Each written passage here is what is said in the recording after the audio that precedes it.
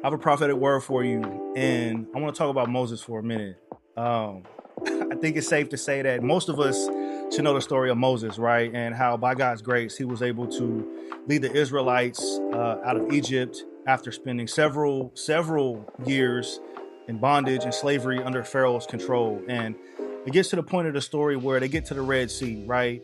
Their pathways cut off; they have nowhere else to go. And Moses, by faith, and that's a whole other word in and of itself. But by faith, Moses raises his arm, staff in hand, and actually parts the Red Sea. And I believe, my brothers and sisters, this is what the Lord is showing me about a lot of you. I believe this word is going to speak to a lot of you right now. So pay close attention. Somebody had to be the one, whether it's Moses, Caleb, Joshua, somebody else entirely. Somebody had to be the one to look out down that pathway, or look out at the Red Sea on each side and look out and be like, yo, this is wild, but I'm going.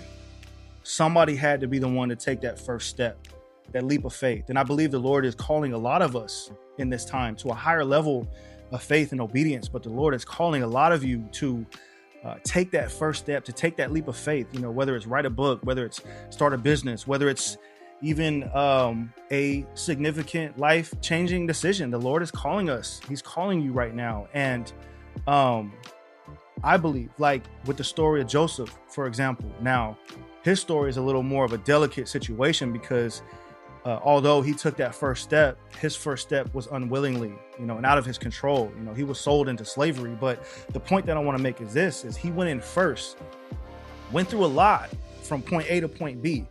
And a lot of you are going to go through trials and tribulations and refining and stretching, and the Lord's going to be strengthening you through all this. You're going to have your trials, but at the end, he was able to bless his family.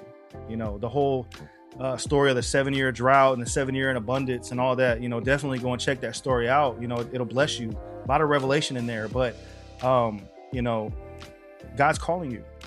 Don't be a Jonah. Jonah tried to run from his calling and ended up ultimately, what I believe to be, he spent 3 days in hell, in Sheol, and ended up ultimately having to finish what the Lord started in the first place. But look at Queen Esther.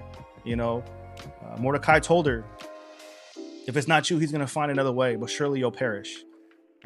But you were created for such a time as this. And my brothers and sisters, you're created for such a time as this. Let this be confirmation to just go take that leap of faith. Many will be blessed by your yes. And I'm believing in that in Jesus' name. Love y'all. God bless.